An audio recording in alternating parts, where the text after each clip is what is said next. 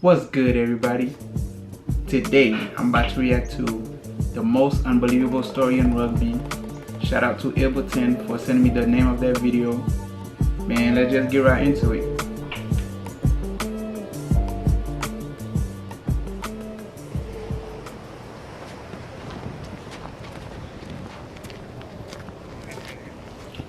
Man, this seems like a movie.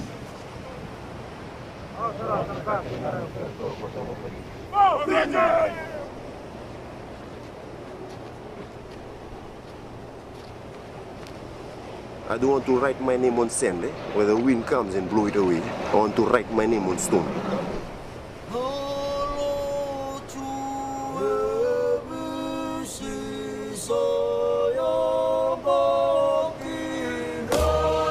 Them boys training.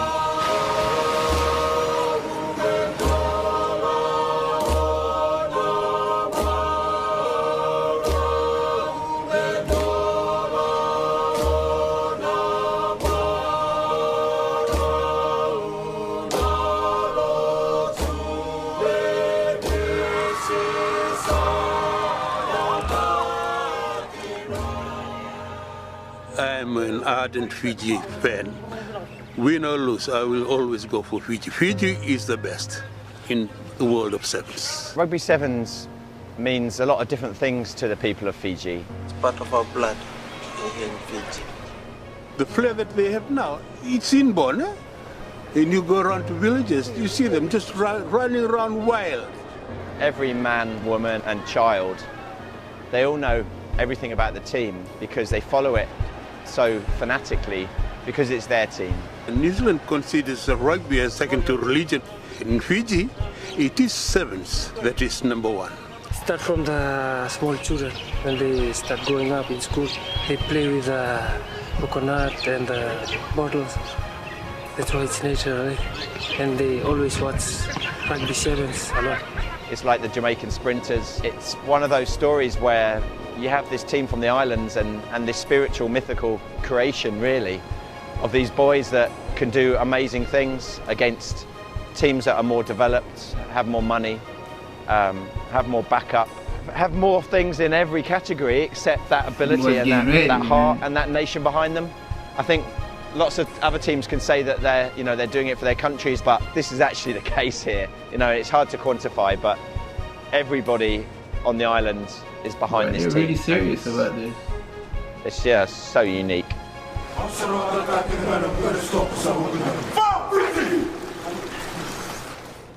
For me, the simple life is the beautiful life, and that transfers onto the field. So my leadership is a simple style, it's simple leadership, and it's the obvious. It's getting the best out of people to get the best out of them on the pitch.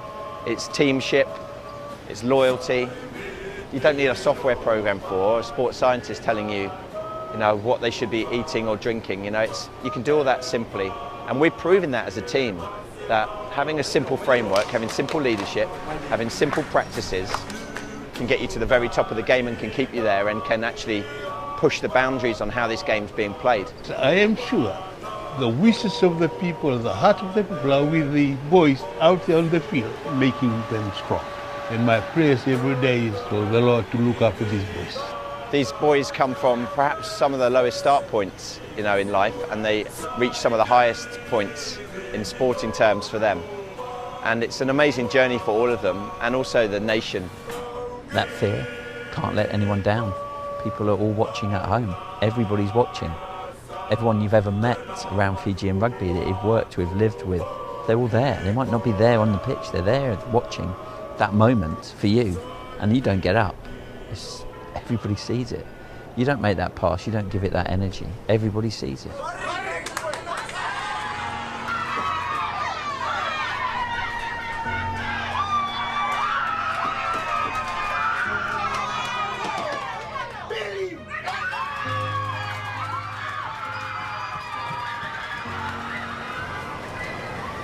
What? When we go out there and we just do our thing, I think it's going to be beautiful. It's really just a humbling experience when you look back at the way you grew up as a kid and the way you wanted to follow your idols, but now you get to live it and it's just the same sensation, but there's more enjoyment out of it because you're really living and playing the moment. Fijians, they just play this complete opposite style of rugby that really no one in the world plays. I say to lots of people that I feel like I didn't know my true belonging until I came here to Fiji, and I don't know if I got all of the Fijian flair in my genetics, but yeah, it's certainly a part of me, and to be in this environment around the most talented players in the world is, yeah, it's just incredible. And the way we play, you know, through chaos comes order. We play a chaotic game, but for us that's an ordered game. You know, we know what we're doing. We are so unpredictable to other teams that it makes us, you know, a very, very tough opponent, a hard enemy to fight. You gone. In terms of size and power, we've got it in the spades. In terms of this technical aspect of the game, the line out, you know, we've got a foot to a man across the board, so, you know, we need to utilise that, and we also want quick ball so we can play high tempo rugby. You know, I think if we play to our best attributes, which is one of those is our height, you know, there's no reason why we can't win clean line out ball every time, and also we're physically more powerful than other teams. We never hit you where you'd expect. We surprise and we evade. You know, we're this group that will come in and launch attacks from all over the place and never settle down. You'll be chasing shadows when we're on form, and if something happens on the field that's unpredictable, we'll react quicker. It's what they're used to. It's how we play, and it provides a very successful platform to play the game.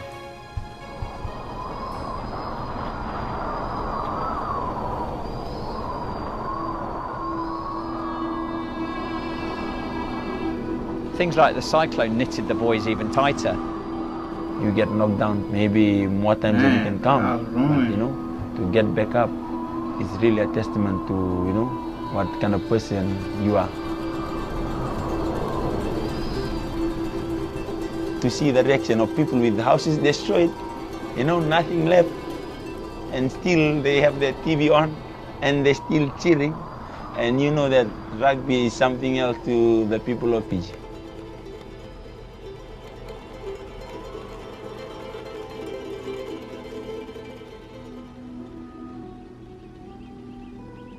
You know, I've never had a group of players that have laughed as much and they're happy.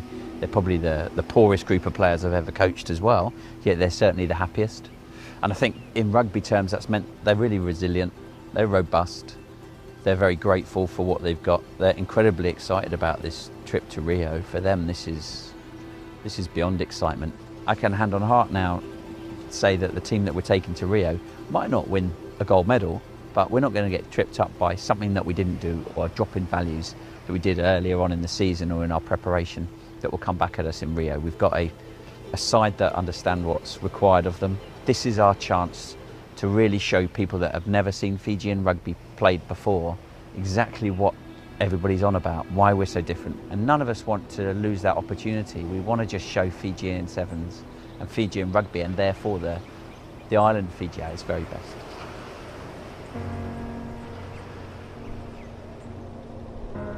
So we're on the dunes, the unbelievable sand dunes, but they're also pretty lung-searing for the boys. That's it's a hard good work to day, recreate unless you're here yourselves, but the flood of lactate into your legs is just phenomenal.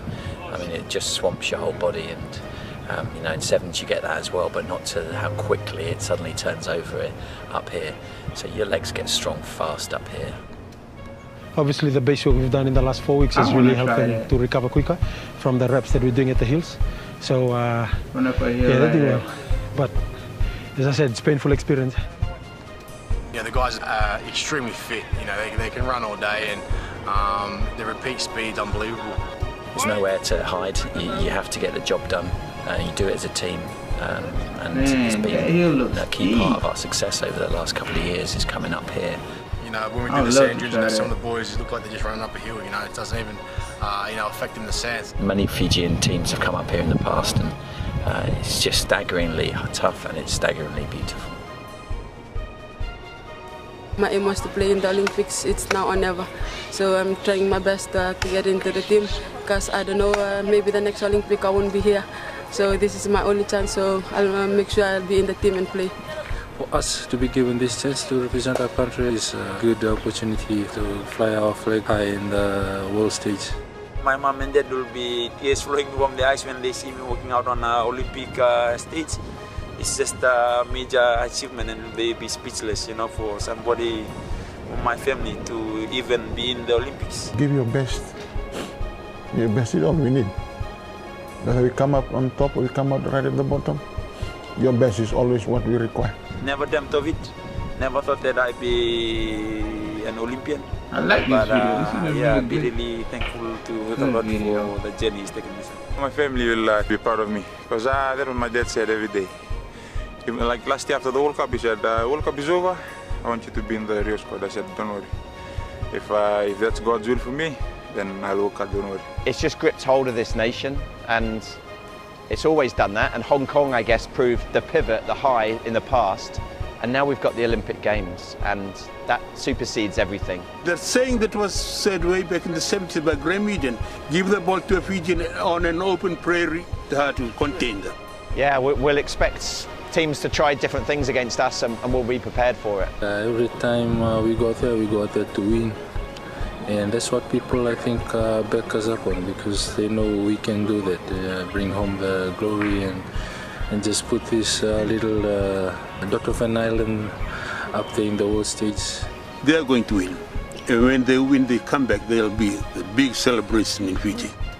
There's definitely something about our journey that's got fate involved. Yeah, I got a feeling we'll be lucky in Rio.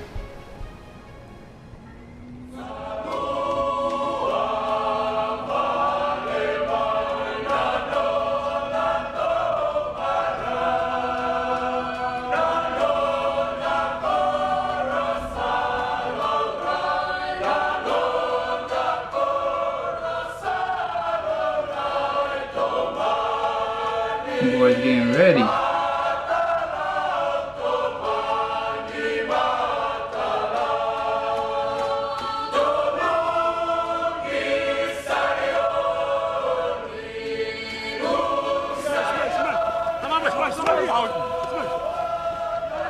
Good, lovely.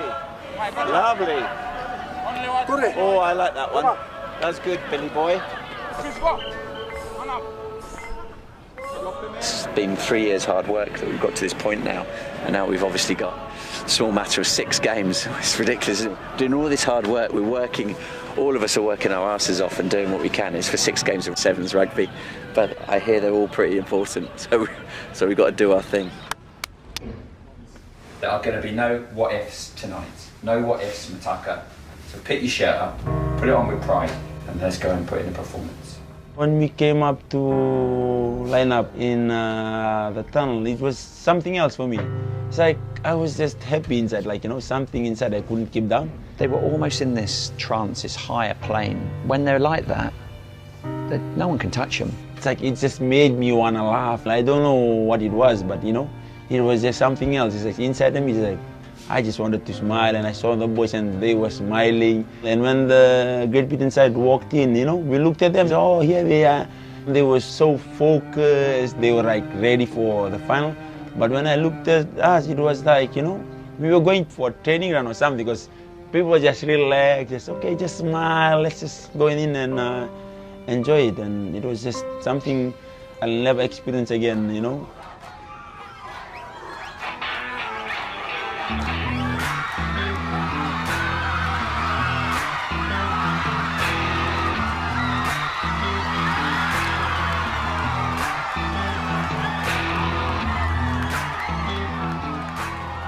I think going back to all this stuff that we do together, I think it does suddenly get us into this zone where we just function above everyone else.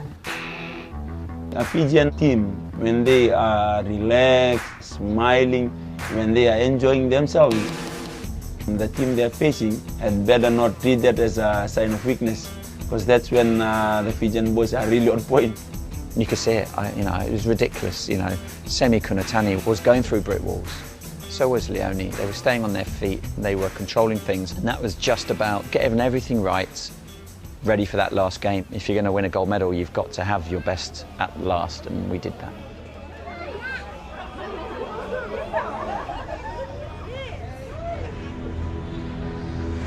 Man, I'm really happy they won the gold, man. To our victorious Fiji Rugby Sevens team who have just returned from Rio. Kanaka Vakalevu. for representing us with pride in flying the Fiji flag. As soon as we got into Fiji, it's like, yes, now I know that we won, just because of the reaction of the people. But now it gives me great pleasure to invite the Fiji native Rugby Sevens to the To see people in your homeland so prideful of what we've done and how happy everybody was, and the occasions going on, it really just dawned on us how big it is, and what it meant for the people of Fiji.